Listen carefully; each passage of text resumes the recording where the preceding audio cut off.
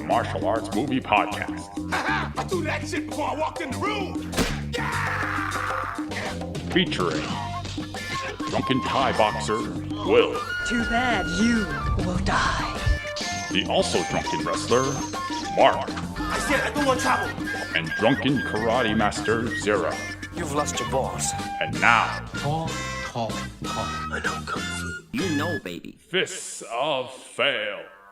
Today we are covering the most prolific martial arts movie of all time. The movie that basically not only set Bruce Lee on the world stage, but martial arts in general on the world stage. People did not know what martial arts really was, or they had very faint idea of it. The concept of Kung Fu wasn't even really a thing until this movie finally came out, and the whole West was really on board with the wave that Bruce Lee and Robert Klaus pioneered. And modern martial arts movies have a lot to owe to this film, and I don't like this movie. That's my long introduction for this film. I like that intro. That's nice. Yeah, yeah. Enter the Dragon. Zero. This is not your first time watching this, right? It is my first time watching this, actually. Okay. Yeah. As with Way of the Dragon, I have seen the various clips of the famous moments and whatnot. Man, that gif of Bruce Lee jumping up and down on the guy's neck always cracks me up. Have you seen that? No, I don't think I have. So you know the moment when he jumps on the guy's neck and he snaps it, and it's like the very, very up close of his face. He's like, he's all emotional. That one. Uh-huh. Somebody made a gif of that just looping up and down, back and forth, but he's like kind of bouncing up and down. I don't know. That was like one of my biggest interpretations of this movie because I've never seen it before. That scene is supposed to be badass, although watching it almost 50 years after the fact, it's just kind of silly. The framing of it and how they decided to shoot it makes it silly. Yeah, it is supposed to be pretty emotional because of story aspects and what the character is going through. Yeah. But to really get that close on somebody as they're killing somebody, and his the Slow-mo. expressions that he's making, all the emotional things that is going through his mind at the time, I mean, I don't find it funny. I just think it's a little silly. I think maybe it's just of the time. Oh, yeah. I completely agree. I don't think that resonates very well. Compared to The Way of the Dragon, right? I feel like the way that he kills Chuck Norris at the end, it resonates so well because you can completely understand without any words, like he doesn't want to do it. And actually it works well with the story and the way that they set up the character. In this movie, it's not so much. It's like... Well, he wants revenge. In this yeah. movie. So in Way of the Dragon, he doesn't really want to fight Chuck Right. Norris, but he has to, and then he doesn't want to kill him. In this movie, the driving purpose of him to go to Hans Island is for revenge, with the additional plot of him having to go there for the CIA or something to infiltrate and whatnot. Yeah, yeah. Interesting you say Hans Island, because that's one of the original titles for this movie. Can you believe that? Warner Brothers wanted that as the actual title. The other contender was The Deadly Three and Blood and Steel. None of those titles work. None of them. Enter the Dragon is such a great title. Well, it just works thematically for what it is. It is an introduction for Bruce Lee to Western audiences, and that's a great essentially for him going worldwide. Yeah. It's definitely. I mean, I get it. I mean, my intro aside, I understand the influence of this movie. I understand why so many people look up to this film, but from a film standpoint, I think this movie is just meh at best. It's not as bad as The Big Boss. I actually think The Big Boss is easily one of the worst ones in Bruce Lee's catalog, just because of budget. This movie's just kind of meandering to me. I don't find a lot. It's very simple, really. I actually like how simple the premise is. As with all his movies, they're very simple premises. Right. So when I first watched this, I had very similar sentiments. I was kind of bored, just really, really bored. And it isn't until the end where things really just brighten up, things become lively and much more interesting in terms of cinematics and then action. And at the end of it, though, I think because of that first whole portion, it made me just not like it. It made me not like the whole experience. Right. But after rewatching it today, knowing the story and me being able to now focus on different aspects of what I was watching, I did like it a lot more. So after a rewatch, I appreciate it more, and I kind of put it higher on my list. Okay. Well, this movie I've seen once before. I didn't want to watch it again. There wasn't much entertainment value to glean off of it. I don't think the action is as good as the other movies. I mean, as much as I don't like the action in The Big Boss at times, there's some pretty good things to talk about there. This particular one doesn't have so much of that. And a lot of that can kind of stem with what I talked about in the last episode with The Way of the Dragon. Warner Brothers wasn't 100% confident with Bruce Lee taking the entire film, so they gave try to give equal billing to John Saxon, the white guy, and Jim Kelly, the black guy. So trying to like vary it up a little bit. And I mean, if you're gonna compare the three, Bruce is clearly more talented in the physical department. Yeah. But Bruce has to take a backseat sometimes because we have to show that these other two characters have their own fight scenes and they're okay. I didn't mind that we kept on going back and forth between them because Bruce Lee's character is so one note. It was refreshing that we got two different character archetypes that we would constantly cut back and forth between, because the stoic revenge hero, while he's admirable and he's quaint, I think that can only keep your interest for so long. Sure. I like that we cut back to the very cool, calm Jim Kelly, and then also to the very, slightly conniving, but also gambler John Saxon character. It's great that I think it was really good we have the three characters that we can kind of cut back and forth to. Yep. But it's very clear this is the Bruce Lee show at the same time. Like right. once it's all him at the end, it just kind of goes all the way All right. through. Yeah. Well, the story, while we're talking, well, I guess we can kind of move into that territory and at least explain it that way. Yes, we have those two extra characters, but the general story, I can sum it up really easily. Mortal Kombat. Okay, there you go. It's this. I mean, basically every tournament movie, every tournament fighter, video game, anything that has to do with a fighting tournament, Bloodsport, all these things take reference from this movie. Again, there's a reason why this movie has a legacy. It's Bruce Lee needs to find or infiltrate a tournament in order to apprehend the big boss who's running the tournament. And also, conveniently, he has a sibling, just like in Mortal Kombat, who dies by the hand because of something related to the tournament. I don't know, but yeah, there's that. I think like that's analogous to the Liu Kang character that we have in Mortal Kombat, obviously. But we have this extra characters who are just like flawed. We have John Saxon, who's like a gambler, like you said. He has like money problems, and he's here, I guess, because of that. And then there's Jim Kelly, who, because this is the early 70s, he was defending himself from crooked racist cops, I guess. And now he's on the run from the law. Man, that's a great scene. Yeah. I love that scene. That took me by surprise.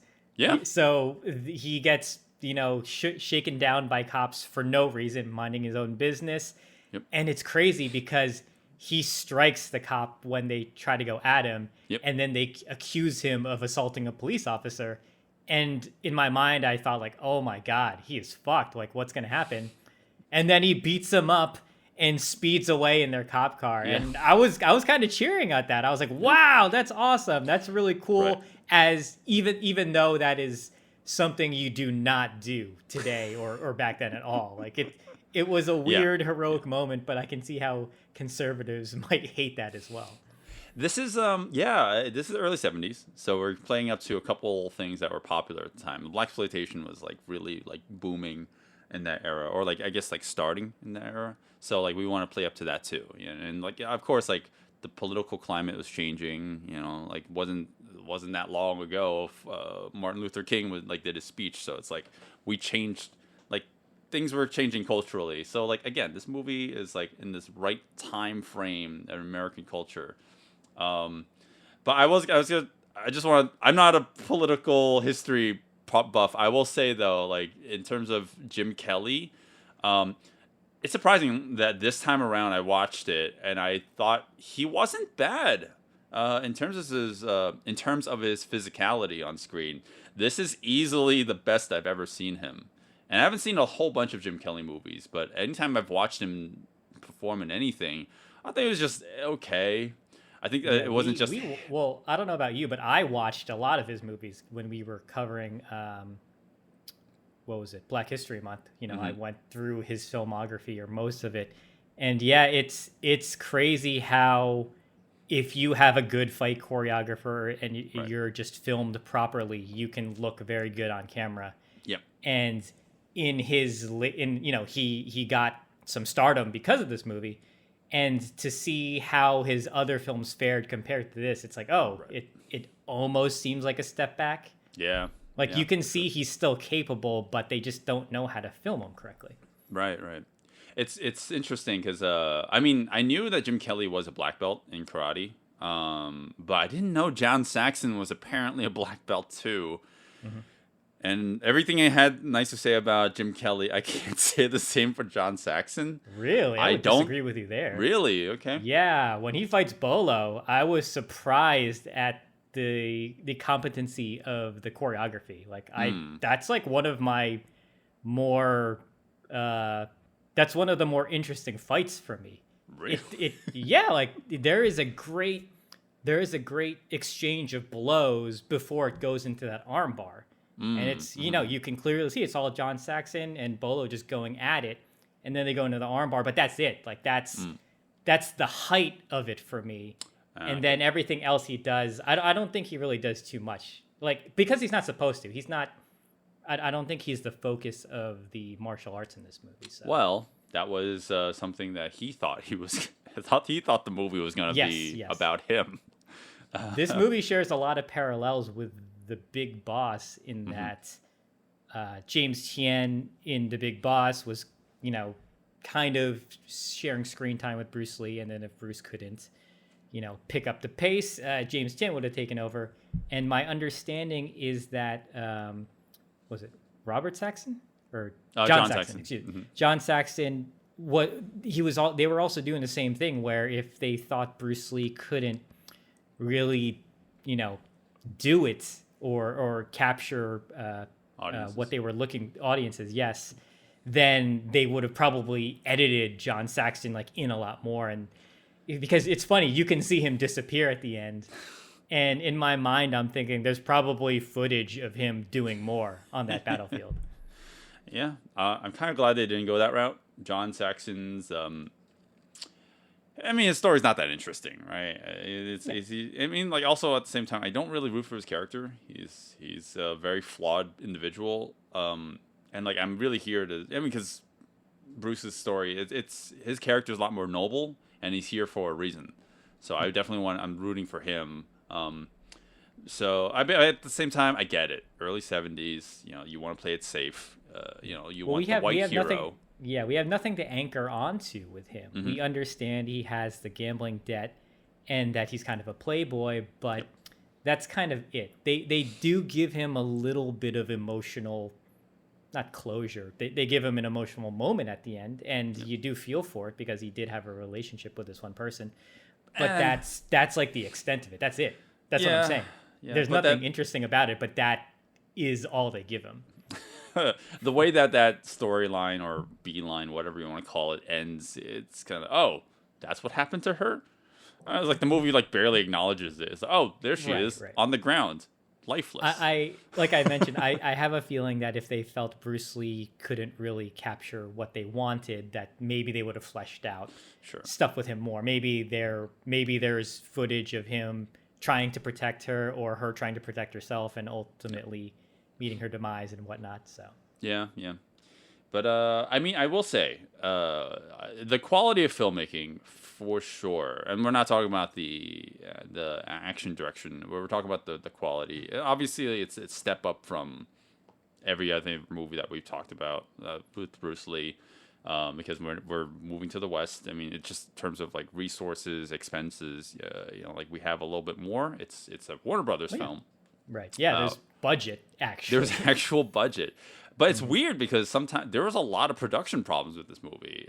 Like the triads got involved at one point. Like there's communication between the American and Chinese crews to the point where like they're like, oh, in this scene we need doves, and then they brought in frogs for some reason. Like just a lot of issues with the movie, and I think the final product kind of buries all that.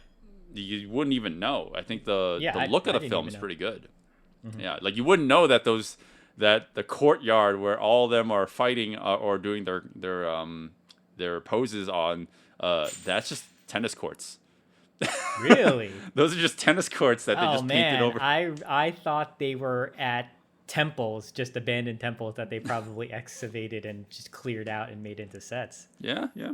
But no, I think they did a pretty good job. I mean, again, this is only my second watch. Maybe if I watch it more times, which I probably will not do because I don't like the movie, I probably notice all the seams. But yeah, okay. So I mean, I'll wrap it up like why I don't like this movie towards the recommendation section of this. But yeah, I don't like the film because it's just. In pretty much like all departments, besides the budget, besides the production value, there's nothing about this movie that I really latch onto. The action's not as good as his previous films. The story is just kind of meandering. It kind of like takes a step back, almost all the way back to The Big Boss. It's like, this is kind of slow. I don't really care. Yeah, I mean, and then I think the only thing I really like about this movie is the score. I mean, everyone loves the score for this movie. It became Bruce Lee's like unofficial theme song. So, but like every other department, I don't know, it doesn't really work for me. I kind of like this movie after the second rewatch. Like I said, something about it. It's also because I was fast forwarding through the lows because I already got the story beats that I need to get. Okay. I'm in sentiment where as long as the movie ends well, I generally like it. And I do like the last action set pieces. I think that's where you can see the American budget, like the amount of extras going on, having to choreograph that gigantic mess. I'm a big fan of brawl, like huge brawl choreography, because that could easily be silly. When I was watching it the second time, or we're watching the fights, I love looking in the background and seeing what people are doing when you're supposed to be focusing on the main fight. And you see people just like clenching hands and kind of going back and forth, just repeating like punches. They're not trying to do anything to detract from what is in the foreground. I love looking at stuff like that. Yeah. And I thought it did it pretty well. Like the action was pretty good in that final brawl. I liked it a lot. And then while I didn't like the fight choreography of the last scene between him and Han, I love that set piece. Like that visual is so, it's just so good. It's so good. And there's so much you can kind of extrapolate from that, especially because of what was happening in that opening conversation where he's talking with his Sifu. And that was one of the things I wanted to bring up too. The movie was kind of losing me because all the philosophical dialogue felt like McDojo taglines. Really? It felt like, well, maybe because this is an older movie and I'm going backwards again. And I've heard that stuff before. Okay. To hear it now feels like influencer bullshit to me, where like, you Follow can't fight. follow You Bruce can't- on TikTok. Right. Like you can't win without losing. Yeah. Stupid contradictory stuff. Like Yeah, that. put And- one foot in front of the other. Yeah, you get. Yeah. Like I get it. At the time, I'm sure this was probably insightful for Right. a lot of people, but to hear it now, it kind of made me roll my eyes at a lot of this stuff. Okay. Well, I guess for me, I didn't grow up with martial arts. Like for me, practicing it until much later in life. So I think I have that, like luxury. But at the same time, I put myself in the right mindset. It's like, okay, put myself in the shoes of someone in the 70s. I guess this would be revolutionary. Like it's like, oh wow, I never thought of it like that. The philosophy is there, and I still kind of believe some of the things he says. I think that the philosophy is more interesting than the movie. Like just that scene alone of Bruce just talking about, like what, kind of like just spouting out what Jeet Kune Do is all about.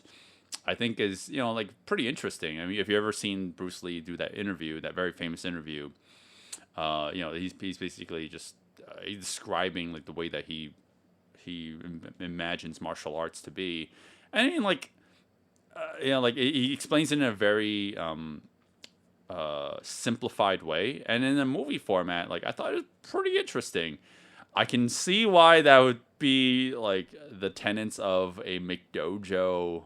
Well, that's like, what I mean. mindset, You could though? take any of those lines because they are, they're great lines, but I just see them on motivational posters hung up in a karate school, and I can't take it seriously. I Right. get it at the time, probably good, but for me now, a little cheesy.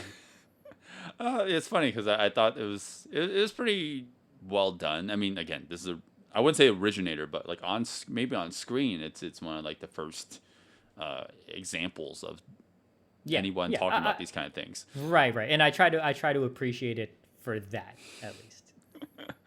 That opening scene, I mean, like eventually comes into play at the very end, which is interesting because he is talking to I guess like a Shaolin master or Shaolin, I don't even know, like maybe his Sifu. I can't really tell. I'm pretty sure it's a Sifu. But Bruce is so fucking good. Like it almost feels like he's just like a colleague of his. That's something has always been a complaint of mine. Like the first time watching it, and then this time watching it again, I'm like, it never feels like Bruce needs like a Sifu because he's so wise, and the way that he conveys him, he postures himself and walks throughout that scene. It seems like he doesn't need to consult anyone for wisdom. He knows everything. Well, I think that's the idea of the scene. He has elevated to this point where he no longer really needs a Sifu, and that's what the Sifu's kind of confirming within him. Right, he has reached this level now that the teacher has become the student, right? Yeah. The student has become the teacher. Excuse me. Yeah. Bruce is I mean, like obviously Bruce is supposed to be awesome, and that's I mean, awesome in terms of fighting, and I kind of wanted to see a little bit more of that throughout the movie, but you just kind of said it. A lot of him is kind of a lot of the major fights are backloaded to the very end of the film. And I think like throughout the movie, it does enough to keep you engaged, but not so much where I'm like, oh, I want to see what's next. Most of the time, I'm just like, okay, when do we getting to the end? Because I know all the good stuff's at the end. So I think one of the things that was going on with this movie too is they were trying to kind of make it a spy film as Spy well. films They were are adding popular, spy too. elements into it, and it was kind of funny that Bruce Lee wanted to use guns, and then they kind of say no guns, and I was like, ah, there you go again, no guns for Bruce Lee. Yep. And oh my god, the stealth action sequence in this movie is so stupid. I know what they're doing, and maybe at the time it could have seemed stealthy, but him hiding behind chairs as the guards are walking by. He's just and no standing one can behind a hear him. statue. Like, not even behind it. He was standing in front of the statue, and that guy Yeah. somehow did not see him. Yeah, I unfortunately had to keep rolling my eyes at that moment. But see, all that stuff is not interesting. That's where that was pulling me out of it too, because like I don't care about him trying to infiltrate the island. I was more interested in Jim Kelly and John Saxon just like sleeping around. That was more fun to me. Of course it is. Of course it Yeah. is Zero. Yeah, I mean, they give all the character to those two performers. But yeah, Bruce is just he's the humble or very straightforward straight man. He's literally the straight man of the story. So there's not much you can glean off of that. So I can understand why you need a little bit more John and Jim. But I don't know. I mean, Way of the Dragon. I feel like all his other movies, like they give Bruce a little bit more to work with in terms of like portraying a character. Again, like they're not going with that route. They're trying to make him seem like a very stoic. He's a Shaolin monk. He doesn't need to emote very much. Besides, Well, he's also speaking English too. yes, and that's true. Him as an actor, I'm curious if he was more comfortable speaking Cantonese or in speaking English. So maybe that has something to do with it as well. They weren't sure if giving him a lot of English dialogue would have been a good idea, right? If he's not comfortable with it, if they know he can't act, but he's more action focused, maybe let's just tone him down. Let's keep him very simplified. Depending on who you're citing, apparently some people have said that the screenwriter had it in for Bruce, and he deliberately made his dialogue harder for him to pronounce some words. So you can tell, like some words don't seem very natural for Bruce, and like some of the dialogue can come kind of off as a little stilted. But I mean, Bruce did grow up, with in the West. He jumped back and forth between Hong Kong and the States. So yeah, like he is comfortable speaking English, and he understands like Western influences. I mean, ergo why his Jeet Kune Do is Jeet Kune Do. It's just like a hodgepodge of everything. But yeah, I guess it does kind of make sense. Like in terms of his acting chops, it's a little bit more stilted compared to what it was when he was doing like his strictly Golden Harvest era stuff, which this movie is not. It's like a co-production of both. So I don't know, but the final product I think is just okay. That's like the gist of my idea of this film. I guess now is a good time to talk about the action, like actually go into it. Hey guys, thanks for listening to the podcast. We're at the point where we give our recommendations, but there's a whole wealth of audio you would be listening to here if you follow us on Patreon. There you can listen to the entire episode, including an exclusive action breakdown of the fights in the movie. And now on to our final thoughts. Enter the Dragon. Yeah, I mean, like I have some good things to say about the movie. I understand why it's so important. I still don't necessarily like it as a film.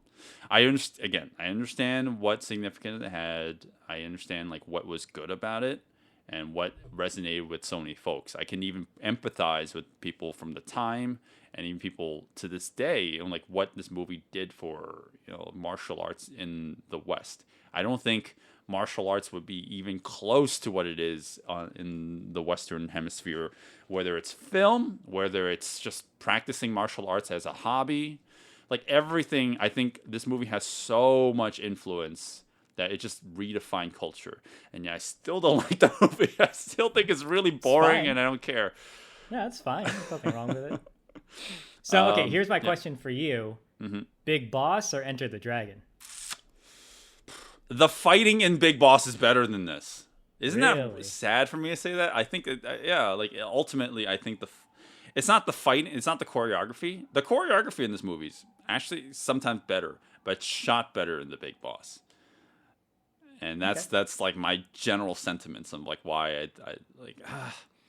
Ultimately, I think that this movie's not as bad as The Big Boss. The Big Boss is easily Bruce's worst film, but it's still second to worst, in my opinion. Worst as in like it's not. Well, this movie's not judge terrible. Judge it as a whole. Don't. Okay. Try not to extrapolate. Sure. It's not terrible. The movie's not terrible. It's just not that good compared to his other films. Again, not to compare, but if I weren't to compare it at all, I think it's just okay at best. I understand the significance. I said all this already. Yes. But Wait, still. so you didn't answer my question. Big Boss or Enter the Dragon? Oh, as like a generality? Yeah, like if you were to number them, which one Oh. is first? Enter the Dragon's above Big Boss. For Okay, sure. okay. Yeah, for sure. All right. It seemed like it was the other way around. No, the way no. you Big Boss is easily his worst film. Okay, got it. Okay. But if you were to separate stuff like the fighting, you prefer. Oh yeah, Big the Boss. fighting Oh, is okay, better in I Big got it. Boss. Yes, yeah. Like there's Got it. Okay. aspects of Big Boss are actually better than Enter the Dragon. Enter the Dragon has the worst fighting, in my opinion. I know it's Interesting. Controversial opinion. controversial, but I am not afraid of controversy apparently. But Zero, okay. I said a lot already, and I'm probably gonna get attacked in the comment section. So, what are your thoughts to end on a positive note? Yeah, I liked it, but I kind of agree with you a little bit too, because when I first watched this, I don't know, it didn't do it for me. Upon the second rewatch, because I was now familiar with the story beats, I could focus more on things I wanted to look at, and I was fast forwarding through dialogue stuff and character stuff I didn't care about. Yeah. I think cutting the film down like maybe 20 minutes helped it a lot for me. Cutting straight to the end helped because I do like all the action at the end. So yeah, this is mandatory. martial arts absolutely. material. Absolutely. You have to watch it. Obviously above his other movies. I mean, Way of the Dragon, I think I like better. I'm not sure. It's tough. Really? Okay. All right. I'm gonna, because I still need to watch Fist of Fury again. I now that we are rewatching his movies, I want to rewatch that again before I'll see if I can do that before we watch Game of Death. But Yeah. right now, I'm not sure if I like this or Way of the Dragon better. Interesting. For me, it's a lot more linear. For me, it's Fist of Fury, Way of the Dragon, Enter the Dragon, Big Boss. Big Boss being bottom. I don't know where Game of Death is. We'll save that for next week when we watch that production train wreck. Oh, I can't wait. I've never seen it before. Oh boy. I am so excited.